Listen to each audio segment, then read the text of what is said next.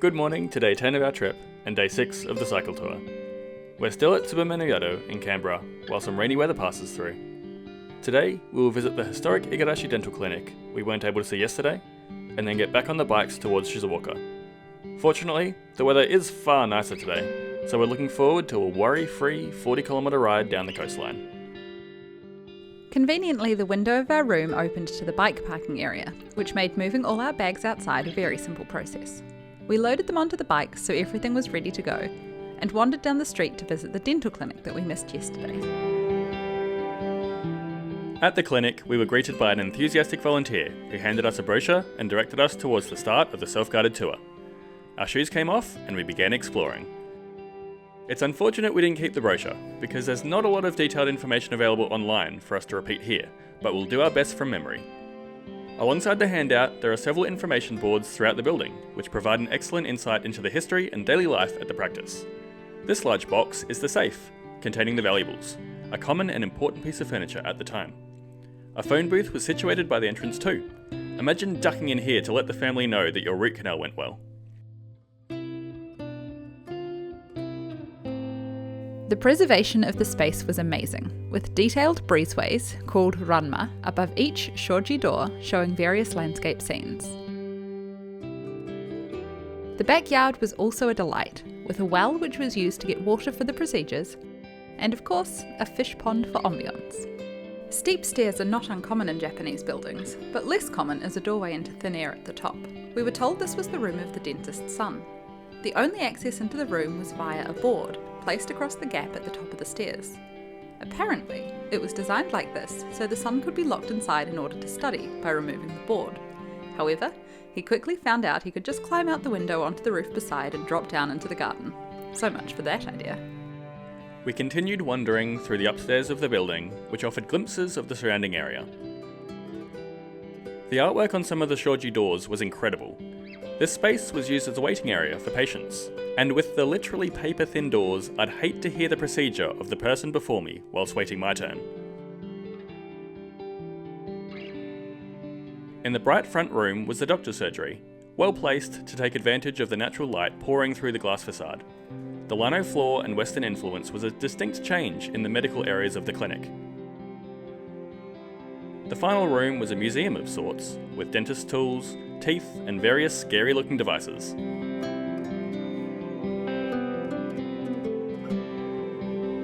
I can only imagine it's a much more pleasant atmosphere now than it would have been 80 years ago. They had some souvenirs available, but we decided instead to offer a donation, which was met with some confusion, but turned out to be a sweet interaction once our intentions were conveyed.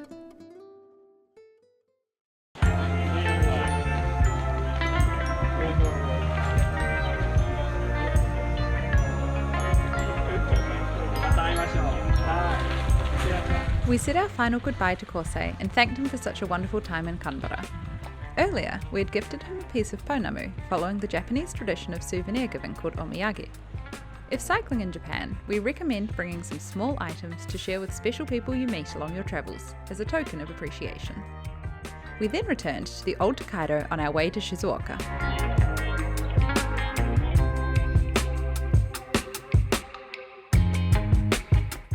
Before we had time to even change gears, we stopped at a local cafe Kosei had recommended. Sadly, we caught them between opening hours. It's common for small local places to close for breaks. A good reason to visit again, and to get a move on for the day's riding.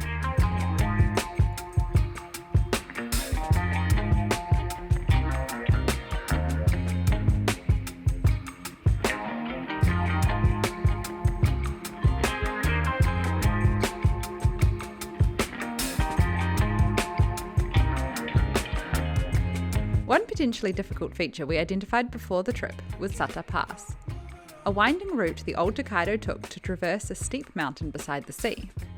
The modern vehicle road has been built along a thin strip of seaside, but being the main highway, we didn't want to have to mix with traffic. During planning, it was unclear as to where cycling was permitted along this road, and despite the cycle signage, the footpath looked quite overgrown in parts. The alternative was to climb the pass. This would have been quite challenging, but the views from the top did look amazing. The this extra effort wasn't necessary, however, as we ended up following the Pacific cycling route signage on the road, which took us to the safe crossing over the highway.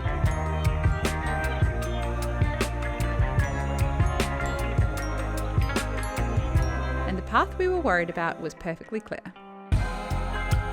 Soon enough, we were onto the spacious pedestrian path, and Sata Pass was behind us.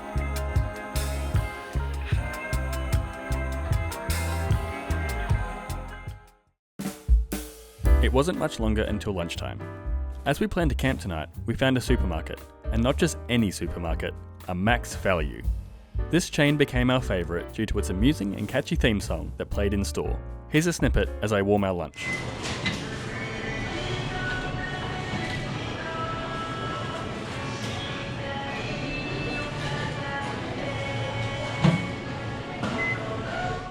I took the opportunity to purchase some eye drops as my eyes were feeling gritty due to hay fever in the wind. Very challenging without knowing the language, but I found some.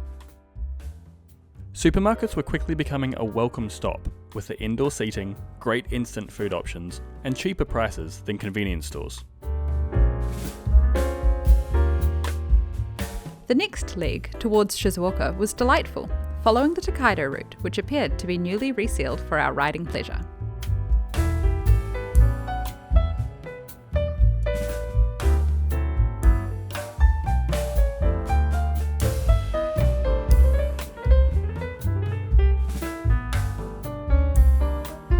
We passed through a short stretch of Seaside Industry, a fairly common environment when riding along the coast, and then found a nice cycle path which led us towards the Miho Peninsula.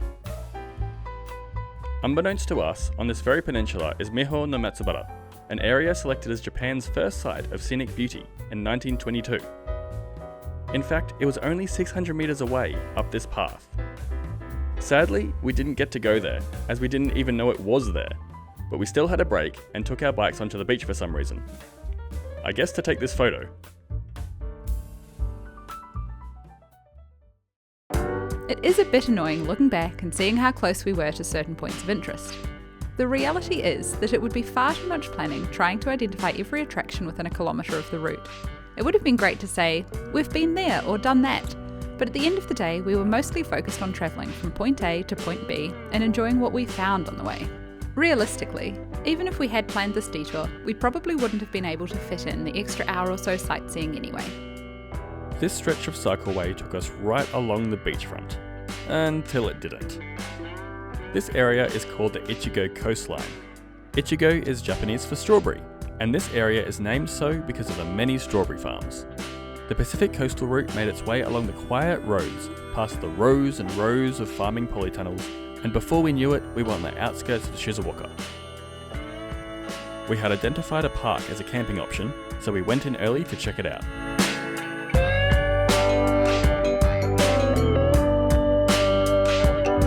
We've just rolled into just outside Shizuoka to camp in a park for the night, but as you can see behind me, it's pretty busy, and not only that, they've actually got a sign out the front of what you can and can't do in the park, and it says that camping and sleeping outdoors is prohibited. So not a great park to try and freedom camp in.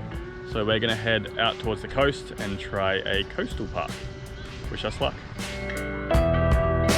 Sadly, it doesn't always work out, but it's best to respect the rules rather than make a bad impression, or worse, get in trouble.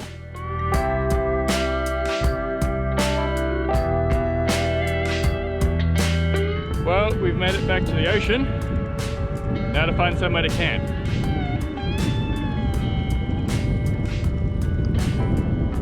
Oh, in there could be nice. Loud though. There is a major road to the just inland from here. A bit noisy, but might have to settle for it.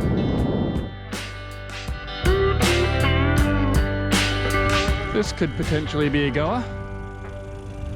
Find somewhere fairly incognito in here. I reckon that's got to be it.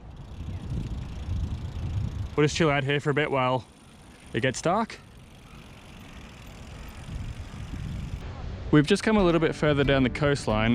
The first park was over there, and here is another park with some toilets and a bit more grassed area, but it's obviously a lot more popular.